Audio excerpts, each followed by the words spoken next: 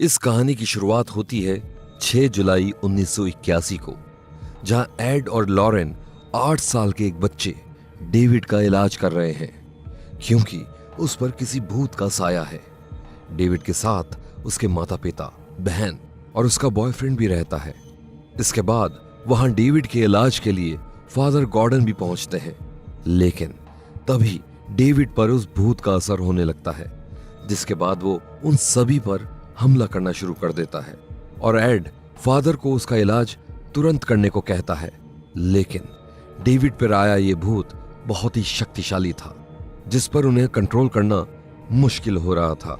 जिसके बाद सारा परिवार मिलकर डेविड को टेबल पर लेटाकर उसके हाथ पैर पकड़ लेते हैं और फादर मंत्र पढ़ना शुरू कर देते हैं। लेकिन तभी वहां आंधी तूफान आना शुरू हो जाता है और सारे घर की चीजें इधर उधर उड़ने लगती हैं और ऐसी ही एक चीज से टकराकर फादर बेहोश हो जाते हैं। जिसके बाद एड ही मंत्र को पढ़ना शुरू करता है, लेकिन उस भूत की शक्ति इतनी ज्यादा है कि कोई भी उसे कंट्रोल नहीं कर पा रहा है और तभी डेविड सीधा एड पर हमला कर देता है,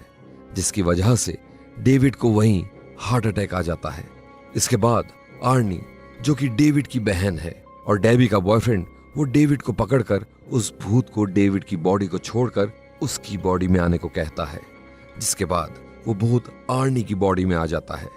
अगले दिन हम देखते हैं कि हॉस्पिटल में एड का इलाज चल रहा है और होश में आने के बाद एड लॉरेन को बताता है कि वो भूत डेविड से निकलकर अब आर्नी में जा चुका है। वहीं दूसरी तरफ आर्नी के साथ अब कुछ अजीबोगरीब होना शुरू हो चुका है,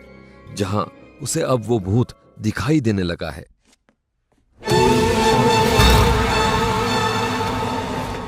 इसके बाद हम देखते हैं कि आर्नी और उसकी गर्लफ्रेंड दोनों ही एक पेट शॉप में काम करते हैं और तभी अचानक से आर्नी को उस पेट शॉप के मालिक में एक भूत दिखने लगता है और उसे लगता है कि वो उस पर अटैक कर रहा है और आर्नी उससे बचने के लिए अपने मालिक को 22 बार चाकू घोंपकर मार देता है। जिसके बाद आर्नी को जेल भेज दिया जाता है और थोड़े समय बाद आर्नी को कोर्ट में पेश किया जाता है, जहां आर्नी का लॉयर जज को बताता है कि ये सब इसी वजह से हुआ है क्योंकि आर्नी पर किसी भूत का साया है। अब सारा दारोमदार एड और लॉरेन के कंधों पर आ जाता है क्योंकि अब उन दोनों को ही कोर्ट के सामने उस भूत के होने का सबूत देना था जिसने आर्नी को अपने वश में किया हुआ था। इसके बाद वो दोनों उसी घर से अपनी खोज शुरू करते हैं जहां से इन सभी चीजों की शुरुआत हुई थी। अब उस घर में सबूतों की तलाश करते करते लॉरेन को एक चीज मिलती है जो कि सिर्फ काला जादू करने वाली डायन ही बना सकती है। इस बात की जानकारी एड डेबी को देता है, जहां वो उसे बताता है कि डेविड को किसी डायन ने शाप दिया था, जिसके बाद वो भूत डेविड से आर्नी की बॉडी में चला गया था। अब उस काले जादू के टोटके के बारे में और जानने के लिए एड और लॉरेन एक दूसरे फादर कैस्टनर से मिलने जाते हैं, जहां वो फादर उन्हें बताता है कि ये काला जादू बहुत ही शक्तिशाली है और इसकी वजह से आर्नी खुद को भी खत्म कर सकता है। वहीं दूसरी तरफ हम देखते हैं कि आर्नी को जेल में भी वो भूत बार बार दिखाई दे रहा है, जहां वो भूत उसे बार बार मारने की कोशिश कर रहा है। इसके बाद एड और लॉरेन उस टोटके की फोटो हर पुलिस स्टेशन में सर्कुलेट करवा देते हैं,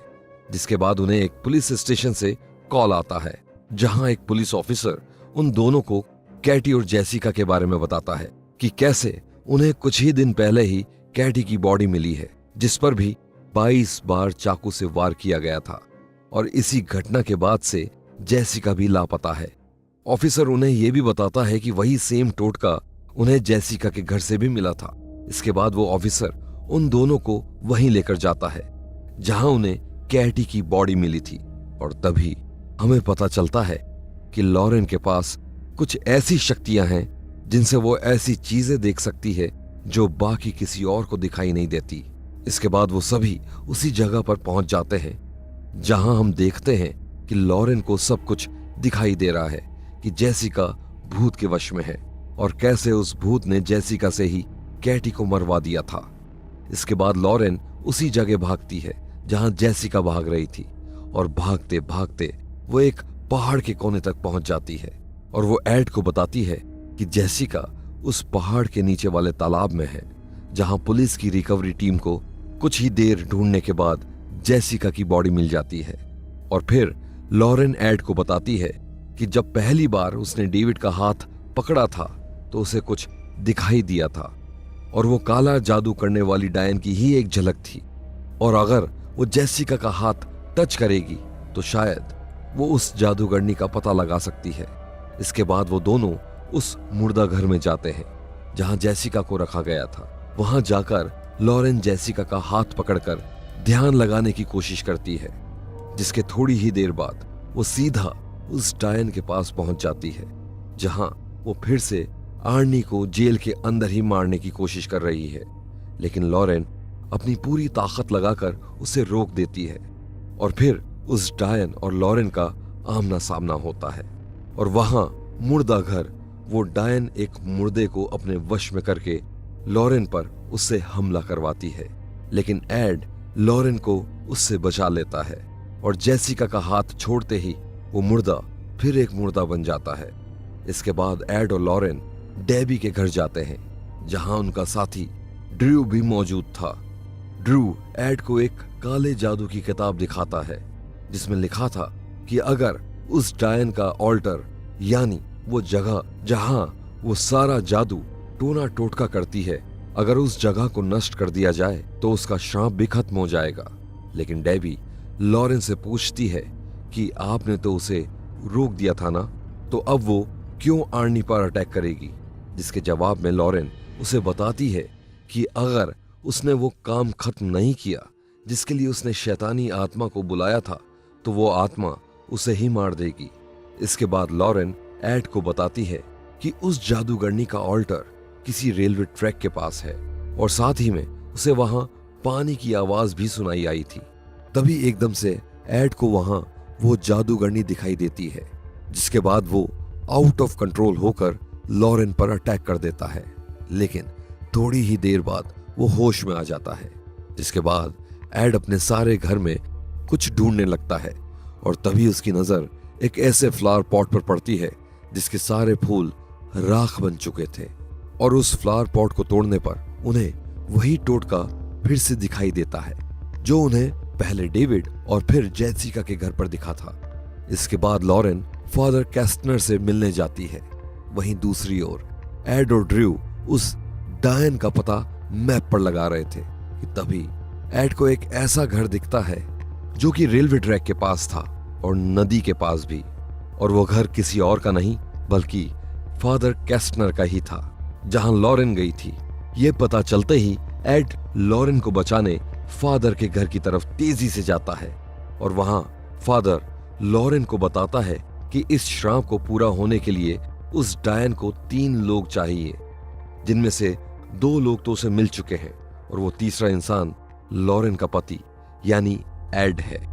इसके बाद फादर अपनी सारी सच्चाई बताते हैं कि कैसे उन्होंने चर्च से छुपकर एक बच्ची को पाला, लेकिन उनकी बच्ची इस काले जादू में इतना खो गई कि आज वो खुद ही एक डायन बन चुकी है, और उसका ऑल्टर उसके ही घर के नीचे बनी टनल में है, और तभी वहां वो डायन पहुंच जाती है। जिसके बाद फादर लॉरेन को उन टनल्स में भेज देता है, लेकिन तभी वो डायन वहां आ जाती है और अपने ही पिता की हत्या कर देती है।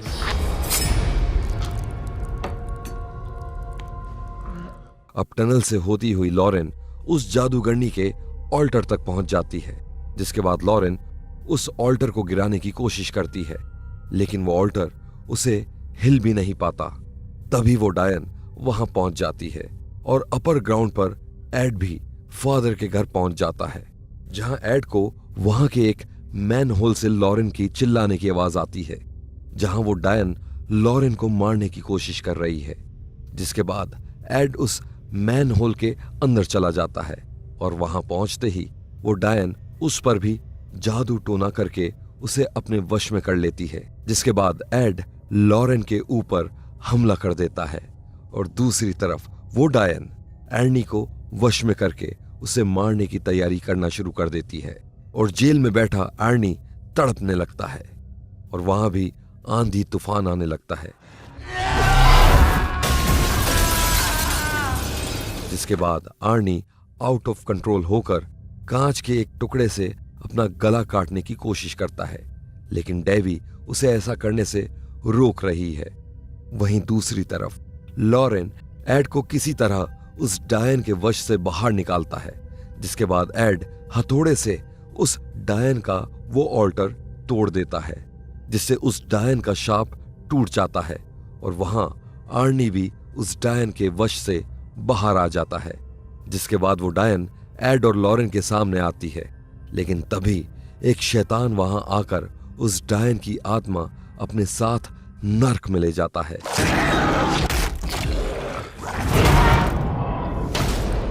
फिल्म के अंत में हम देखते हैं कि एड और लॉरेन कोर्ट के सामने सारे सबूत पेश करते हैं, जिसके बाद कोर्ट आर्नी को फांसी की सजा ना देते हुए सिर्फ 5 साल की सजा सुनाता है और जेल के अंदर रहते हुए ही आर्नी डेवी से शादी करता है और उनकी शादी आज भी चल रही है। तो ये थी the conjuring the devil made me do it की सच्ची कहानी। आपको ये कहानी कैसी लगी हमें कमेंट्स में जरूर बताइएगा।